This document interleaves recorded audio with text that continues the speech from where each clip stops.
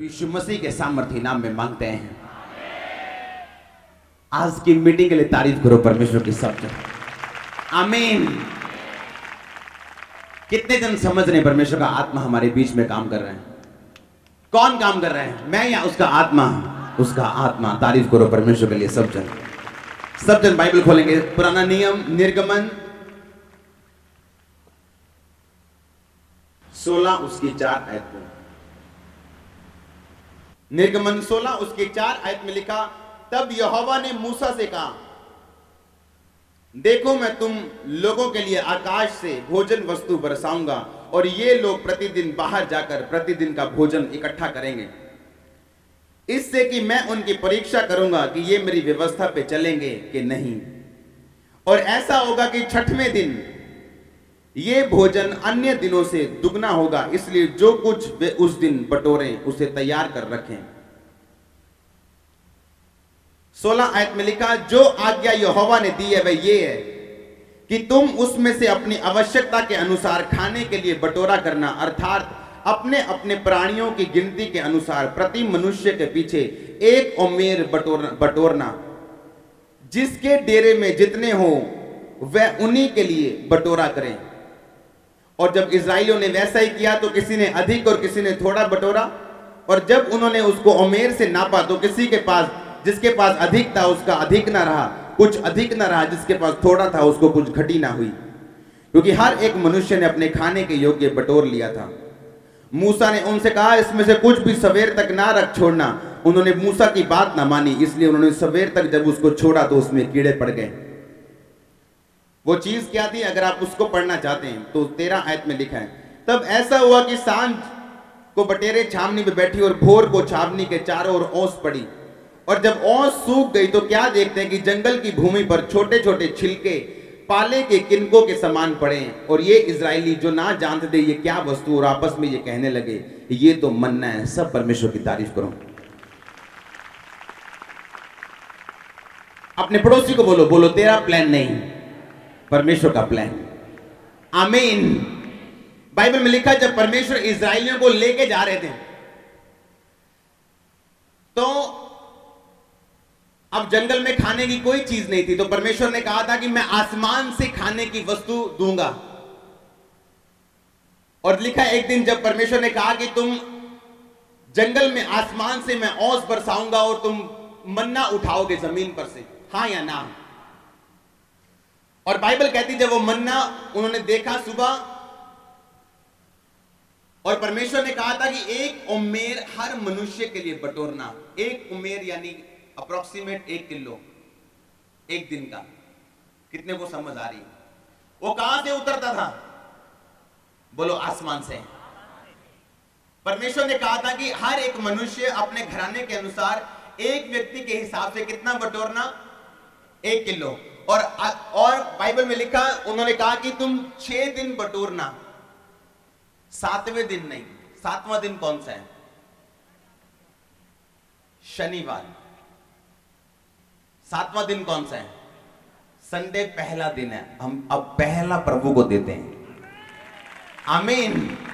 लिखा, छठे दिन यानी शुक्रवार को मैं जब मन्ना बरसेगा तुम उसे इकट्ठा कर लेना, शनिवार को इकट्ठा करने मत जाना, और कोई भी सुबह तक मत रख छोड़ना। और लिखा, लोगों ने मूसा की बात नहीं मानी, और जो मन्ना सोमवार आज बटोरा था उसे मंगलवार खाने के लिए उसे बटोर के रखा, और मंगलवार सुबह आते ही उसमें कीड़े पड़ गए और वो बासी और बसाने लगा। कितनों को ये बात समझ आई? परमेश्वर ने कहा था कि मैं तुम्हें मन्ना दूंगा, तुम 5-6 दिन बटोरना, 6वें दिन मैं तुम्हें दुगना दूंगा, क्योंकि शनिवार काम करने की इजाजत पुराने नियम में नहीं थी। हालेलुया।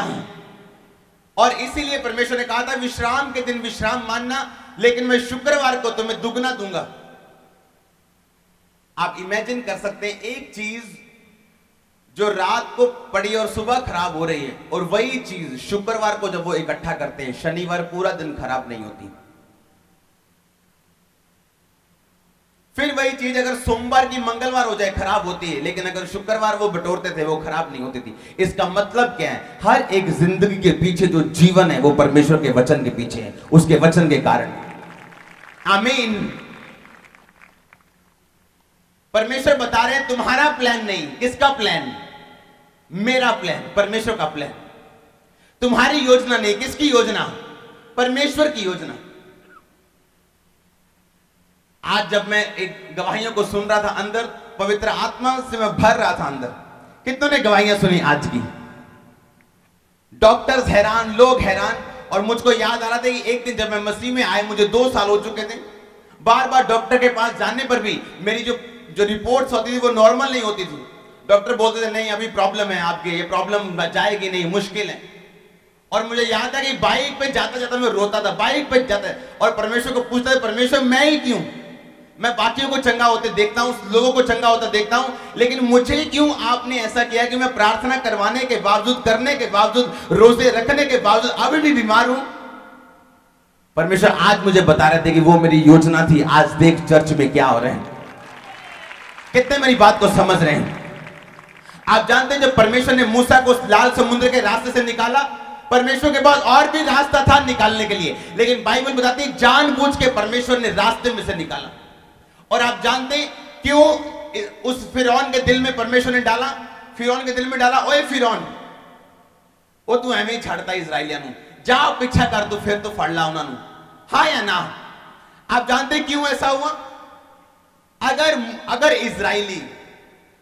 अगर इजराइली समुद्र में से 2 भाग करके पार हो जाते, तो आज हम लोगों ने यह बोलना था कि नहीं नहीं नहीं, वो वैसे कोई घटना होनी है, वैसे समुद्र के विचों कोई रास्ता होना, तो निकल गए, हाँ या ना? लेकिन परमेश्वर जानते थे, और परमेश्वर ने सोचा कि इजराइलियों के दिल में हमेशा फिरौन का डर रहेगा। ये नई जिंदगी में जाके भी फिरौन का डर रखेंगे, कहीं फिरौन पीछे ना आ जाए। इसलिए परमेश्वर ने फिरौन को बोला फिरौन जा और उनका पीछा कर। और जैसे इजराइलियों ने देखा, ओए मूसा फिरौन आ गया, हम वहीं अच्छे थे, उसी पुरानी जिंदगी च वधिया सी, ओ मर गए असी, ओ लुट गए असी, ओ तू सानू क्यों काढ़ ले आया, ओ असी मर के देख फिरौन आ गया, असी ना आगे जा सकते समुद्र, ना पीछे जा सकते। परमेश्वर ने कहा चुप रहो, जिस दुश्मन को तुम आज देखते हो उसे फिर कभी ना देखोगे, कभी भी नहीं। और बाइबल में लिखा है जैसे ही फिरौन पीछे आया, नदी 2 भाग, समुद्र 2 भाग हुआ, इजरायली निकले, जैसे फिरौन निकलने, उसकी सेना निकलने लगी, परमेश्वर ने समुद्र को रीपैक कर दिया, सारे मर गए। कितनों ने पढ़ी है ये बात? सारे मर गए वो। इसलिए मैं बोलता हूं किसी की ग्लोरी को कॉपी मत करो। आमीन। परमेश्वर ने अपनी प्लानिंग के तहत इजराइलियों को वो आगे लेके गया। इजराइली डरते थे, इंसान डरता है, डर इंसान के दिल में नेचुरल है, ये शैतानी नहीं, नेचुरल वे से डर आता है। हालेलुया। जिस समय चेले पवित्र आत्मा से भरे हुए थे और जिस समय चेले चंगा करते थे लोगों को, फिर भी वो झील पे डर गए थे, हे भूत आ गया, भूत आ गया, ओ भूत आ गया। परमेश्वर कहता, परमेश्वर कहता, नहीं नहीं चिल्लाओ मत, मैं हूं, डरो मत। कितनों ने पढ़ी ये बात? परमेश्वर ने, जब आप मन्ना की स्टोरी को पढ़ते हैं, परमेश्वर ने कहा 6 दिन मैं तुम्हें दूंगा रोज बटोरना, लेकिन 6ठे दिन मैं तुम्हें दुगना दूंगा कि शनिवार तुम्हें बटोरना ना पड़े। और वो चीज जो 4 घंटे बाद रात के खराब हो जाती है और एक पूरा दिन शनिवार वो निकालती और खराब नहीं होती। परमेश्वर बताने की कोशिश कर रहा था अपने लोगों को कि तुम्हारी योजना नहीं, मेरी योजना, क्योंकि तुम्हारी जिंदगी के हर काम के पीछे, बिजनेस के जीवन के पीछे, हर चीज में जीवन है। अगर आपका बिजनेस फल पैदा करता है तो उसके पीछे क्या है? जीवन। कितने मेरी बात को समझ रहे हैं? बाइबल बताती जीवन उसके वचन के बीच में से निकलता है, क्योंकि वही मार्ग है, वही सच्चाई, वही जीवन है। आमीन।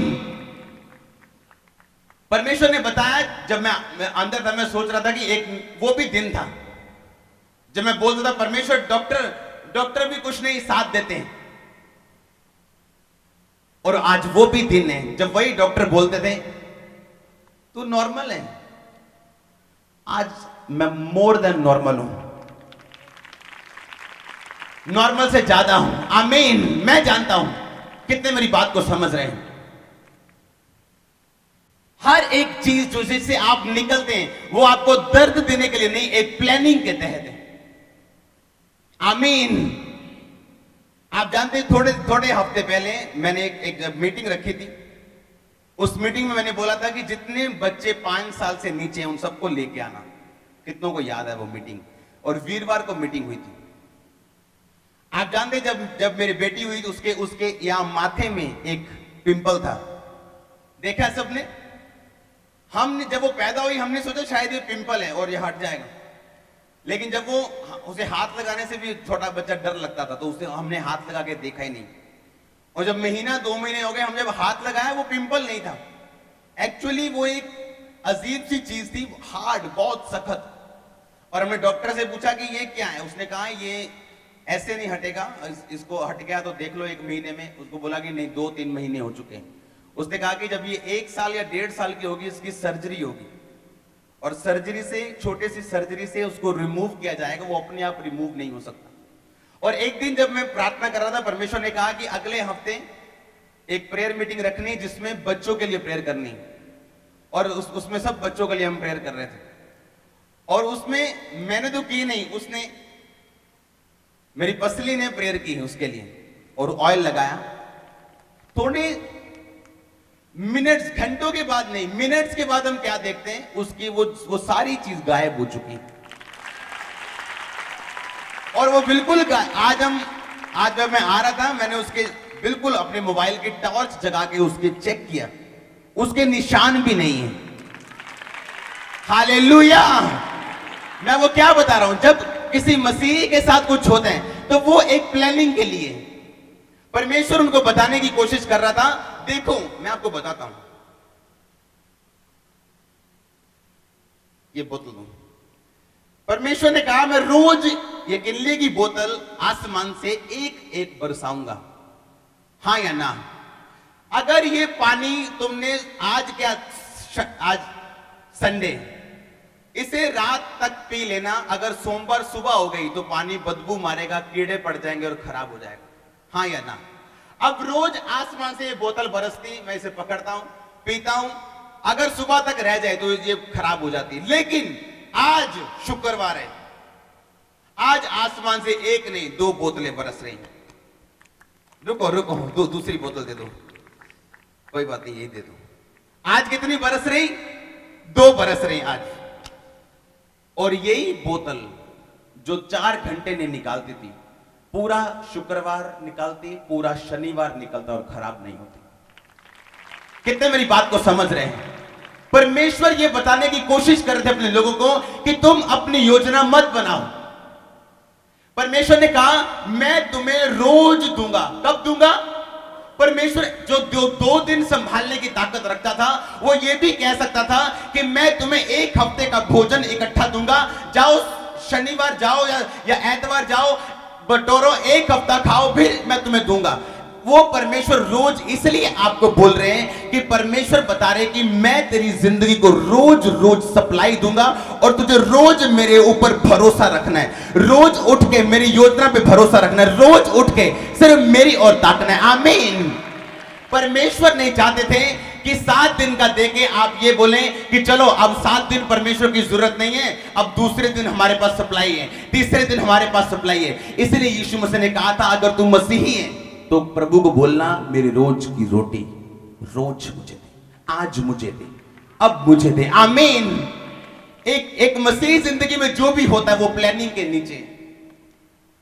हालेलुया। आपके साथ जो भी हो, अपने आप जानते हैं, मैंने उसके लिए प्रेयर नहीं की। अपनी बेटी रोज उठ के ओ परमेश्वर, लोग क्या कहेंगे, लोग क्या कहेंगे, लोग क्या कहेंगे, क्या कहेंगे लोग, सबसे बड़ा रोग क्या कहेंगे लोग, नो प्रॉब्लम, क्या कहेंगे। हालेलुया। हम जानते हैं एवरीथिंग, हर एक चीज उसके प्लान के लिए। अगर परमेश्वर ने समुद्र 2 भाग किया तो यह भी उसकी योजना के लिए। और भी रास्ते से बाइबल कहती है कि परमेश्वर उनको लेके जाके सकता था, लेकिन बाइबल कहती परमेश्वर जानबूझ के उनको लाल समुद्र के रास्ते से लेके गया। हालेलुया। आज जब परमेश्वर एक मसीह व्यक्ति को देखता है, वो चाहता है कि आप रोज उस पर भरोसा रखें। आप किसी चीज पे भरोसा, अपने बिजनेस पे, आप अपने पैसे, इन्वेस्टमेंट, अपने कॉन्ट्रैक्ट्स, अपने कॉन्टैक्ट्स पे भरोसा ना रखें, आप सिर्फ परमेश्वर पे भरोसा रखें। अपने घर पे, अपनी सेवकाई में, अपने गिफ्टों पे नहीं, आप सिर्फ परमेश्वर पे भरोसा रखें। आमीन। कितने आज इन बातों को समझ रहे हैं? इसलिए परमेश्वर जानबूझ के उनको लाल समुद्र के रास्ते से लेके गया। पर आज जब एक मसीही लाल समुद्र के रास्ते से निकलता है, घबरा जाता है वो, उसे लगता है आगे भी कोई रास्ता नहीं, मैं पीछे भी कोई रास्ता नहीं, मैं तो मसीह में आके मर गया, मैं तो तंग हो गया, मैं तो ये हो गया। लेकिन बाइबल ये बताती है अगर आप सिर्फ खड़े रहें और सिर्फ खड़े खड़े परमेश्वर के काम को देखें तो आप वही देखेंगे जो उन्होंने देखा, बल्कि आप ज्यादा देखेंगे यीशु मसीह के नाम में, आप ज्यादा देखेंगे यीशु मसीह के सामर्थ्य नाम में। ये प्रोफेसी है, आपका परिवार ज्यादा देखेगा यीशु मसीह के सामर्थ्य नाम में, आपका बिजनेस जॉब ज्यादा देखेगी यीशु मसीह के नाम में, आप ज्यादा देखेंगे, आपको बुलाया गया ज्यादा देखने के लिए यीशु मसीह के नाम में। आपको भरोसा रखना है, मेरी प्लानिंग नहीं, बोलो मेरी नहीं, परमेश्वर की प्लानिंग। आमीन। आप जानते जब मैं बचपन मसीह था, यानी छोटा मसीह, यानी जब मसीह में आए मुझे 2-3 साल हुए थे, मैं परमेश्वर को योजनाएं बताता था। परमेश्वर अगर ऐसा हो जाए तो देख कितना अच्छा होगा, अगर ऐसा हो जाए तो तू जानता देख कितना अच्छा होगा, अगर ऐसा हो जाए। लेकिन ये बात आपको धीरे धीरे समझ में आती है, God's time, God's plans are best plan, उसकी टाइमिंग बेस्ट है आपकी जिंदगी के लिए। आमीन। कुछ भी आपकी जिंदगी में ऐसा नहीं होता जो आपके जीवन में गवाही पैदा करने के लिए नहीं है। इसलिए जब परमेश्वर आपको ऐसी सिचुएशन से निकाले तो तब निराश नहीं होना। आमीन। तब निराश नहीं होना। लोग आज जरूरत के हिसाब से चलते हैं, परमेश्वर के हिसाब से नहीं। परमेश्वर ने क्या कहा? मेरी सप्लाई पे क्या कर, भरोसा रख, और मेरी योजना पे क्या रख। एक दिन आप जानते जिस तरह से सेवकाई ग्रो कर रही, हमें हर दिन पैसों की जरूरत रहती है सुसमाचार को लेके जाने के लिए। और एक दिन मैं लोगों से मिल रहा था, वैसे अपॉइंटमेंट्स थी उनको, और बाहर से मुझे एक मैसेज आया कि एक लेडी आपसे मिलना चाहती, फॉरेन कुछ ऐसे लोग हैं जो आपसे मिलना चाहते हैं, इधर कुछ गांव का नाम ले रहे थे, और वो आपको पैसा देना चाहते हैं। किसी ने पैसे भेजे हैं आपके लिए। मैंने पूछा कि मैंने आज उनको बुलाया है कि नहीं? कहते आपने नहीं बुलाया। मैंने कहा बाहर बॉक्स लगा है, पैसे डाल दो और चले जाओ। कहते नहीं, वो आपको मिल के देना चाहते हैं। मैंने कहा मेरी अपॉइंटमेंट्स और मेरी मसा बिकाऊ नहीं। रुको मेरी बात सुनो। उस समय शैतान क्या आपको परखता है कि क्या आप जरूरत के सामने झुकते हैं या नहीं झुकते? कितने मेरी बात को समझ रहे हैं? शैतान देखता है कि, और परमेश्वर भी देखता है कि तेरी कैपेसिटी क्या है, तू कितनी कैपेसिटी का मालिक है, तेरे को कितना दिया जाना चाहिए और कितने में तुझे रोक दिया जाना चाहिए। मैंने कहा अगर कोई परमेश्वर में पैसे डालना चाहता है या परमेश्वर में बोना चाहता है, वो जानता है कि ये पैसा चर्च में जा रहा है और चर्च के कामों में जा रहा है, तो उसे मुझसे मिलने की जरूरत नहीं, वो बाहर अपने पैसे को डाल देगा। लेकिन अगर कोई मुझसे मिलने की अपॉइंटमेंट है तो मुझे आके दे देगा, दैट्स इट। मुझे वो खरीदने की कोशिश नहीं करेगा। आप इस चर्च में उन वजहों की वजह से आज बैठे हैं। आज जब हम मिरेकल देखते हैं, डॉक्टर हैरान होते हैं। कितनी गवाहियां हमने सुनी, डॉक्टर हैरान हुए, कितनी गवाहियां सुनी, हाँ या ना? यह आसान बात नहीं। डॉक्टर्स को यकीन दिलवाना यीशु मसीह के बारे में, दूसरा पुलिसियों को यकीन दिलवाना, तीसरा वकीलों को यकीन दिलवाना सबसे मुश्किल काम है। अगर वो बोले यीशु प्रभु है तो आप जीत चुके हैं यीशु मसीह के सामर्थ्य नाम में। मैंने कहा आप जीत चुके हैं यीशु मसीह के सामर्थ्य नाम में। हालेलुया। परमेश्वर भी आपको देखता है और चेक करता है कि क्या ये प्रेशर के नीचे आता है, क्या ये अभी इसको जरूरत है, चाहे प्रभु के कामों के लिए, क्या ये बिकता है, ये क्या करता है इस सिचुएशन में। परमेश्वर आपको ध्यान से देखता है और उस सिचुएशन में किए गए काम आपके फ्यूचर को निर्धारित करते हैं। आप क्या बनेंगे फ्यूचर में, आज के डिसीजन आपको बताएंगे। वेल डिसीजन लो, अच्छे लो यीशु मसीह के नाम में।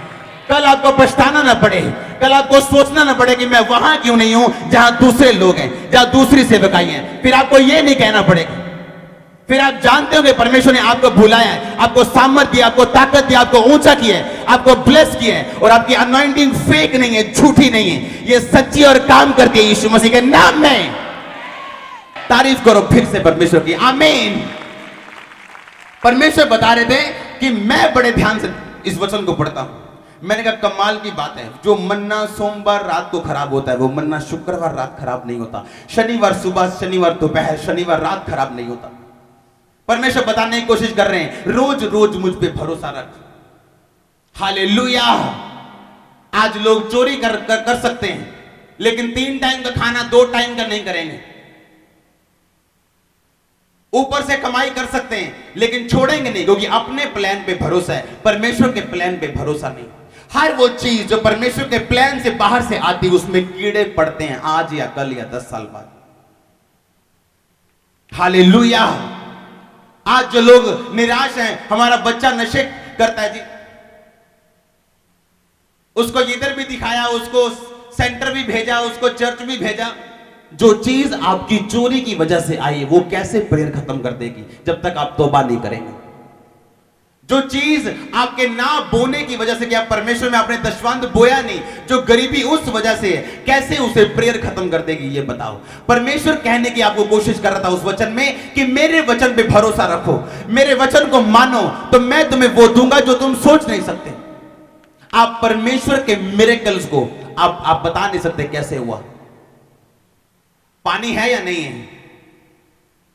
पानी का केमिकल कंपोजिशन बताओ क्या है? H2O।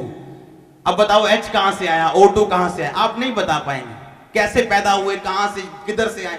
अब साइंटिस्ट भी बताने लगे बाइबल की बात को कि इतने तारे, इतनी गैलेक्सियां कि जैसे जैसे हम आगे बढ़ते जाते हैं ये बढ़ती जाती है। कितने मेरी बात को समझ रहे हैं? उसी तरह आप परमेश्वर के काम को बता नहीं सकते कि ये हुआ कैसे, ये मिरेकल हुआ कैसे, ये हीलिंग, ये क्या परमेश्वर ने किया, कैसे किया। लेकिन आपको पता है ये परमेश्वर काम कर रहे हैं, आपको पता है परमेश्वर चंगा कर रहे हैं, आपको पता है परमेश्वर आजाद कर रहे हैं। हालेलुया। आज लोग अपनी प्लानिंग पे भरोसा रख रहे हैं, अपनी योजनाएं, कि नहीं हमारा सरता नहीं जी, नहीं जी हम इस हिसाब से नहीं, हमने परिवार भी देखना है, लोग भी देखने, समाज भी देखना है। सबसे बड़ा रोग, क्या कहेंगे लोग, सबसे बड़ा रोग है। हालेलुया। परमेश्वर बता रहे हैं अपनी योजना मत बनाओ, जो बाइबल कहती है उसे पूरा करो। अब क्या है परमेश्वर की योजना? उसकी योजना जो बाइबल कहती है कि जब तू मेरा नाम का अंगीकार लोगों के सामने करेगा, मैं तेरे नाम का अंगीकार पिता के सामने, दूतों के सामने करूंगा। जो तू मेरे लिए गवाएगा वो तू पाएगा, जो तू मेरे लिए पाना चाहेगा वो तू गवा देगा। उनसे मत डर जो शरीर नाश कर सकते हैं, उससे डर जो आत्मा को भी नरक में डालने की ताकत को रखते हैं। हर एक वचन प्रार्थना करता कि तू परीक्षा में ना पढ़, वचन पढ़, उपवास रख, दशवान, हर एक वचन जो बाइबल में लिखा है ये परमेश्वर की योजना है आपके लिए। हालेलुया। जब आप उसके लिखित वचन पे चलना शुरू करते हैं तब आप ध्यान से देखते हैं कि परमेश्वर ने रास्ता निकालना शुरू कर दिया जो आप सोच नहीं सकते थे, जो आपके दिमागी सोच से बाहर था, डॉक्टर की सोच से बाहर था। परमेश्वर ने फिर वो रास्ता आपकी जिंदगी में निकालना शुरू किया जब आप बाइबल के वचनों को शुरू फॉलो करना स्टार्ट करते हैं। आमीन। फिर आप बपतिस्मा लेने के लिए टाइम नहीं लगाएंगे, आप वचन पे चलने के लिए फिर टाइम नहीं लगाएंगे, आप दलेर हो जाएंगे, आप डरेंगे नहीं, आप जान जाएंगे परमेश्वर आपके साथ है। आप उसकी प्लानिंग, उसकी योजना पे भरोसा रखेंगे, आप समझ जाएंगे कि मेरी जिंदगी में जो भी हो रहा है वो एक खास योजना के तहत, एक खास मकसद के तहत हो रहा है। हालेलुया। परमेश्वर आपको चेक करता है किस परिस्थिति में आप टूटते हैं, किस परिस्थिति में आप खड़े रहते हैं। आप क्या सोचते हैं जब आप पे परीक्षा आए और क्या करते हैं जब आप पे परीक्षा आए। मैं फिर से पढ़ता हूं निर्गमन 16 उसकी 21 आयत से, सब ध्यान से पढ़ना। वे भोर को प्रतिदिन अपनी आवश्यकता के अनुसार खाने के लिए बटोर लेते थे और जब धूप कड़ी होती थी तब वह गल जाता था। 22 आयत में लिखा, फिर ऐसा हुआ कि छठवें दिन उन्होंने दुगना यानी प्रति मनुष्य के पीछे 2-2 ओमेर यानी 2-2 किलो बटोर लिया। और मंडली के सब प्रधानों ने आकर मूसा को बता दिया और उसने उनसे कहा, ये वही बात है जो यहोवा ने कही, क्योंकि कल परम विश्राम अर्थात यहोवा के लिए परम विश्राम होगा। इसलिए जो तंदूर में पकाना है उसे पकाओ, जो सिझाना है उसे सिझाओ और जितना बचे उसे सवेर के लिए रख छोड़ो। जब उन्होंने मूसा की इस आज्ञा के अनुसार उसे सवेर तक रख छोड़ा तब ना तो वह बसाया और ना उसमें कीड़े पड़े। सब तारीफ करो परमेश्वर की। 25 आयत में लिखा, तब मूसा ने कहा, आज उसी को खाओ क्योंकि आज यहोवा का विश्राम दिन है, इसलिए आज वह तुमको मैदान में ना मिलेगा। 6 दिन तो तुम उसे बटोरा करोगे, पर 7वां दिन विश्राम का दिन है, वह ना मिलेगा। तो भी लोगों में से 7वें दिन बटोरने के लिए लोग बाहर गए पर उनको कुछ ना मिला। यहोवा ने मूसा से कहा, तुम लोग मेरी आज्ञाओं और व्यवस्था को कब तक नहीं मानोगे? सब तारीफ करो परमेश्वर की। कितने इस वचन को समझ चुके हैं? लिखा 7वें दिन वो बाहर गए कि शायद फिर हो। इंसान लालची है, हाँ या ना? उसे पता नहीं क्या है कि नहीं 7वें दिन बटोर लो। कहते 7वें दिन वहां पे कुछ नहीं था। और परमेश्वर ने कहा, जो 6वें दिन तुमने बटोरा शुक्रवार के दिन, उसे तुम क्या करोगे? उसे तुम 2 दिन लगातार खाओगे। लिखा ना उसमें कीड़े पड़े, ना उसमें बदबू आई, ना वो सड़ा। आमीन। कितने इस बात को समझ रहे हैं? अपने पड़ोसी को बोलो, बोलो तेरी योजना नहीं, परमेश्वर की योजना। आमीन। आपको भरोसा रखना जो परमेश्वर आपकी जिंदगी में कर रहे हैं। अगर आप बाइबल ध्यान से पढ़ें तो यीशु मसीह को जो बपतिस्मा देने वाला था उसका नाम क्या था? क्या था? ऊंची आवाज में यूहन्ना। उसकी मम्मी का नाम क्या था?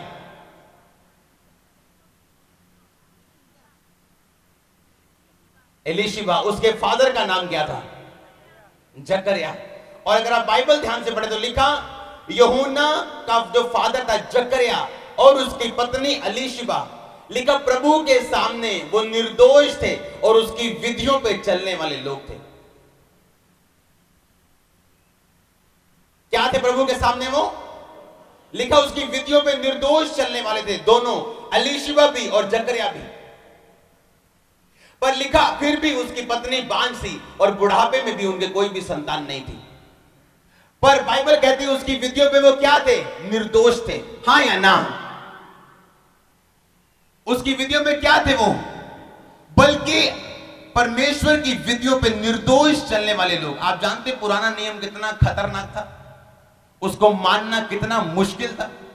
आज जो लोग बोलते हैं कि शनिवार को बंदगी होनी चाहिए, उनको यह भी बोलो कि 7वें शनिवार फिर एक महाबंदगी होनी चाहिए। हर तीसरे साल अपनी उपज फिर चर्च में लेके आया करो। और कितने हुक्म है फिर मानने के लिए। एक पास्टर है, उसने अपने बाजू में एक चित्र खुदवाया और वहां पे लिखा था व्यवस्था विवरण 19, लेवे व्यवस्था शायद 19 की 28। किसी ने कहा अरे तूने पाप कर दिया, बाइबल तो कहती है टैटू नहीं बनाना, और तूने टैटू बना दिया कि तूने यहां पे बाहर में लिखा है लेवे व्यवस्था 19:28।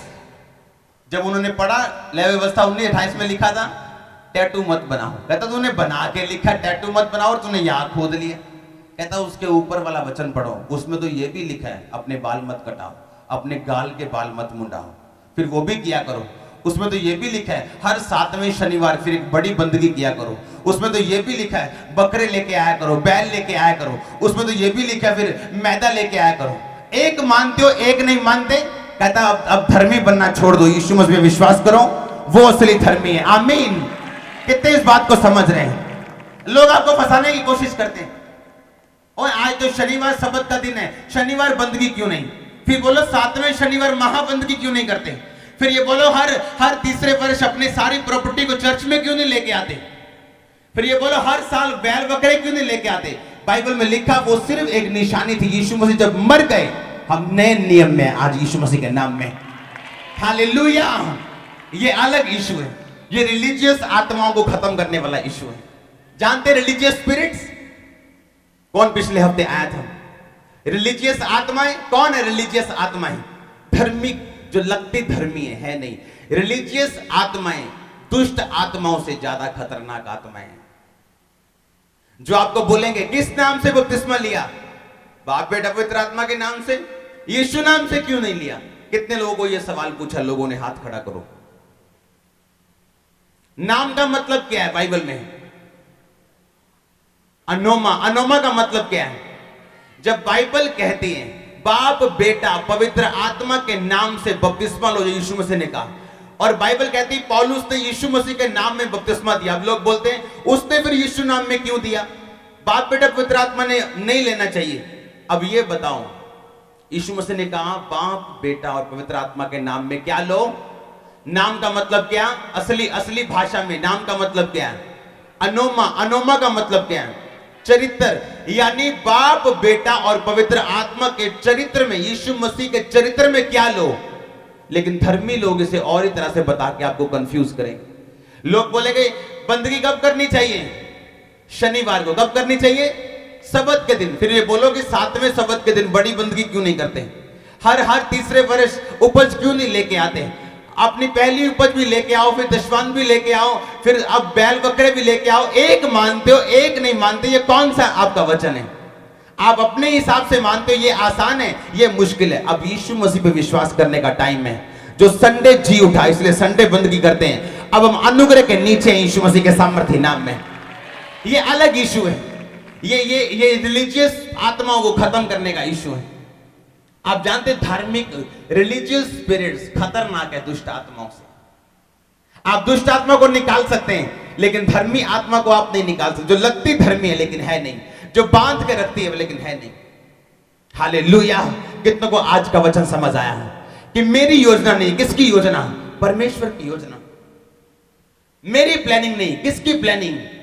एलीशिबा, उसका पति लिखा प्रभु की विधियों पे निर्दोष चलने वाले थे, फिर भी बांझ थे।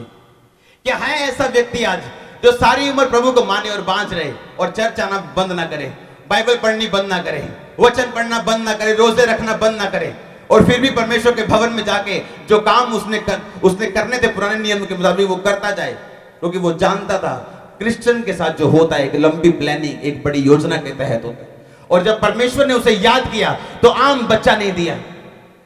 बोलो एक बच्चे का नाम जिसको आप यूहन्ना के टाइम से जानते हैं। कोई नहीं। बताओ एक बच्चे की स्टोरी जैसे आप यूहन्ना के टाइम से जानते हैं। कोई नहीं। यूहन्ना को आप क्यों जानते हैं? क्योंकि उनके माता पिता धर्मी थे और वचन पे चलने वाले थे। कितने मेरी बात को समझ रहे हैं? उसके माता पिता ने परमेश्वर की योजना पे विश्वास किया, बस। हालेलुया। क्रिश्चियन व्यक्ति के साथ जो होता है वो एक प्लानिंग के नीचे, एक खास मकसद के तहत है जो आपकी लाइफ में होता है। मत कंप्लेन करो, मत निराश हो, मेरे साथ ऐसा क्यों हुआ, मेरे साथ मेरा काम क्यों नहीं, मेरा बिजनेस क्यों नहीं, मेरी जॉब क्यों नहीं, मेरा परिवार क्यों नहीं। हर चीज का टाइम है। प्रार्थना करो और उसे लो यीशु मसीह के सामर्थ्य नाम में। आप फिर समझ जाएंगे कि हाँ परमेश्वर मैं उसके हाथों के नीचे हूं। वो अपने टाइम के मुताबिक मेरी जिंदगी में सारा कुछ कर रहा है।